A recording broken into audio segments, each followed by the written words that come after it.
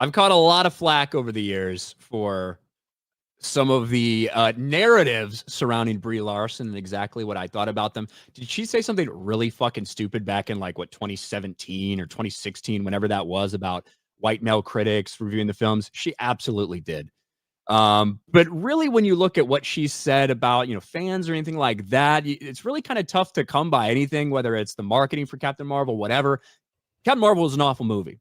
Nobody likes her character in Captain Marvel. But in terms of things that she had said, it was more so just, people don't like this movie. They don't like her. He looks uncomfortable in this interview with her, stuff like that. Multiple times she's been asked questions and desperate attempt to essentially have her throw a bunch of people under the bus and embroil herself in a bunch of controversy once again. This time, she basically just said, stop it. Yeah. Captain Marvel's Brie Larson gives blunt answer regarding misogyny and her MCU role. Now, she's doing this again. She cut her hair the other day to play Elektra in this big stage play that apparently is very important to her. Wish she wouldn't have cut her hair.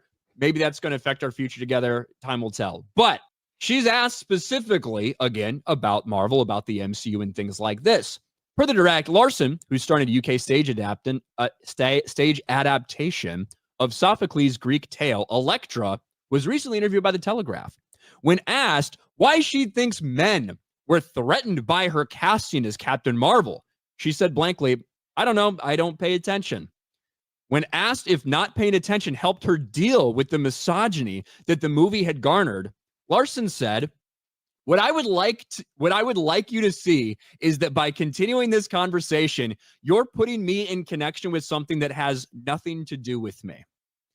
So basically, these people are there to talk about her play. All they want to do is for her to bash people that didn't like Captain Marvel, and for her to say something about men, about toxic fans, about all these things. Brie Larson then continued. When pressed further about the matter, Larson said, I don't think there's a way for me to answer that without it becoming a problem for me.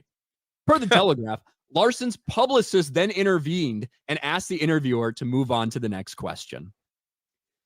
And when we do look at a lot of these things that have been said, you do have to look at the journalists that are asking these questions, like that fucking queer Variety reporter. Yeah. Is this the gayest Marvel movie ever? Is the gayest continuing to ask shit like that, right? To put these people in a position to answer those questions. That is a contributing factor to some of the sound bites they get. It's because they want sound bites.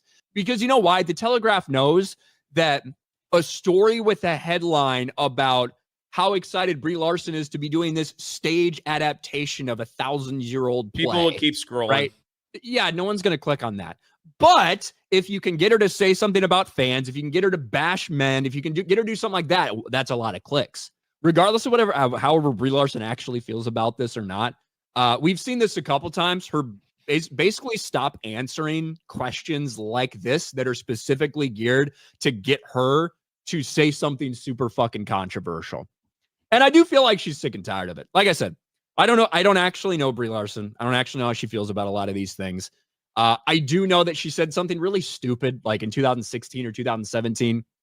Hasn't really said anything really like that since. It obviously has caught a lot of flack, but I think I appreciate that she pushed back and refused to answer the baiting questions from these journalists. Also, during some of the interviews, I kind of like her jewelry that she wears. Yeah, I mean, kind of nice.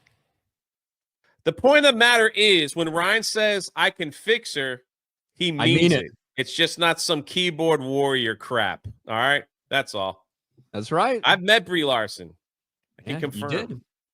I haven't. Maybe that day will happen sometime. She's got to grow her hair out a little more first. Yeah, but I met long-haired Brie Larson. I didn't meet short-haired Brie Larson. But yeah, this is not solely reserved for someone like Brie Larson. This happens to a lot of them. And some of the terrible sound bites we get are because these people are constantly baited into doing so, right? They're given a situation like that where they're kind of demanded to do it. One of the best ones we saw was the way Henry Cavill turned the entire thing around, right? When he was asked about toxic fandom and things like that, he completely turned it around and threw it in the fucking reporter's face, basically saying, no, that's just passionate fans. But this is something that happens often when it comes to these.